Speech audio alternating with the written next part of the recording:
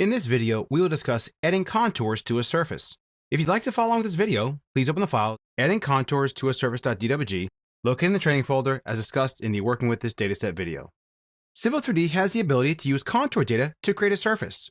Contour data can come from a variety of sources, for instance, USGS, aerial, etc. Let's say for our example here, we have a bathymetric survey that we got back from the surveyors, and it's contour data. The first thing we're going to do is isolate the layer isolate command, pick one of the objects, press enter, and now we have that layer isolated. We're going to create a separate surface. We'll eventually use the paste command to paste them together in a future video. We'll go ahead and right-click on surfaces and choose Create Surface. We'll call this one Surveyed Lake. We'll go with the defaults for style and render material, and we'll click OK. So make sure you expand the Surveyed Lake surface, and in the definition category, we have contours. Let's go ahead and right-click on there and choose Add. Let's go ahead and give this a name. We'll call this one Bathymetric Survey.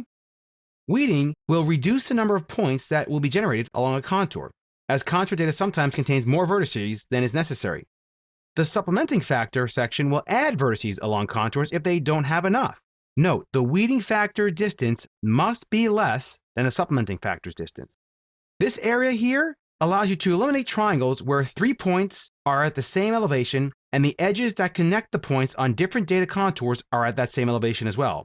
This will reduce the number of flat areas and create a more realistic surface. We'll go ahead and click OK. And now we'll go ahead and select our contours. However, there is a boundary here that we do not want. Using standard AutoCAD functionality, hold the Shift key down and click on that object, and it becomes unselected.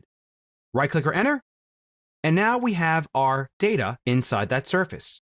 Now it looks like nothing's there, but let's go ahead and unisolate our layers, turn all our layers on, and there is our surface.